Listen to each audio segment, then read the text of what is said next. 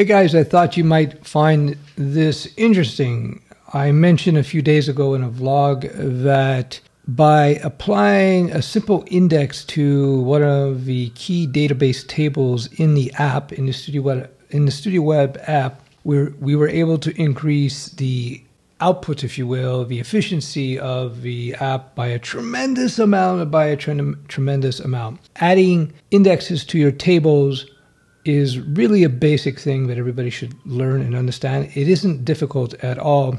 And what had happened in the iterations of the app in its development, we've had several developers, and for some reason, somebody somewhere forgot to put proper indexes on the key table that is used constantly as people are using the system. So if you look here, this is my cloud droplet, and it is a virtual private server. And you can see here I have 8 gigs of RAM, right up here, Cloud 1, 8 gigs of RAM, 60 gig hard disk, and it is 4 core CPU. Now, as you can see here, the data coming in this morning, this is the key thing. This is what was causing the app to crash, not crash, but to really slow down quite a bit, is that we were using so much CPU power just accessing the database. So here this morning, this is peak time, between 9 a.m. up, we see we've had a maximum of 31.8% CPU, and the system is running really fast, really nicely. It's working quite well. Now, that's cool. Here's the significant thing. Because of the optimization of the database, which took all of 2 minutes to do, applying the indexes. When you apply an index, you're basically creating a summary, if you will, of the table that the database server, in my case, it's MySQL, where it refers to this index, which is the summary of a table, rather than trying to just go through the entire table. And it just speeds things up tremendously. It's like going through an index in a book. Instead of trying to find the exact page by flipping through all the pages of the book, you go to the index to find the page on a particular subject that you want to read about.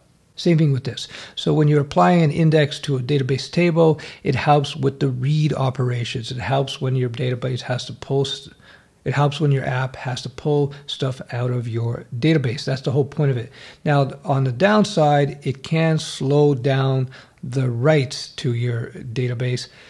So you have to look at this on a case-by-case basis. But from my experience over the years, typically applying indexes is a must. It almost always has huge benefits in terms of performance. Now, if you look at this chart here, again, we're maxing out 30% CPU. What's significant here is that I cut down the power of this particular droplet, this particular virtual machine.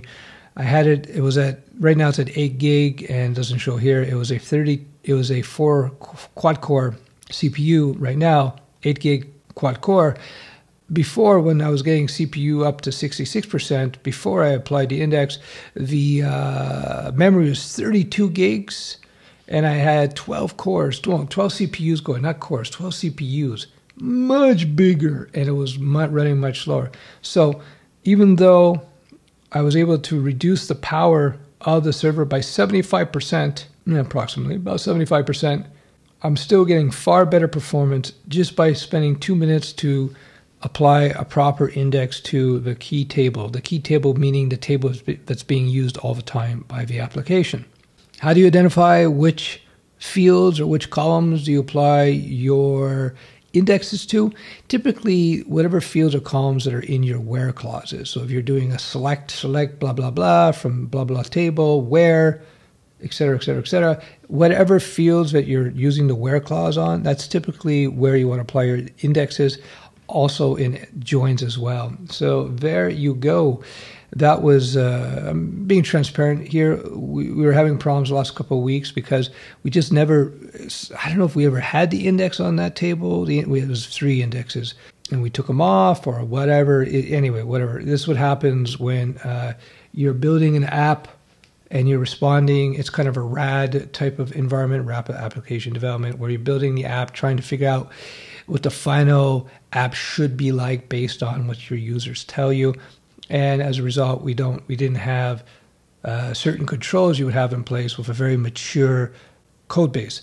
Now, that being said, with the new version of Studio Web, Studio 4, which we're very close to releasing a beta, it, of course, because it's based off of what we've learned over the last 7 years, it's going to be a super refined code base with built-in alerts and so on that will be much more robust as far as the app management is concerned. But that's just normal. That's just par for the course in the web development and the software development world. You start off quick and dirty. You get it out there. You get your user feedback. You iterate, and then when you know you have something really solid in terms of functionality and feature set, and then you lay out, if you have to, and a lot of times you do, you lay out a much cleaner code base from scratch based on the criteria that you now know that are set in stone. You know exactly what you need, so you can design from the ground up something super solid and something that will scale nicely.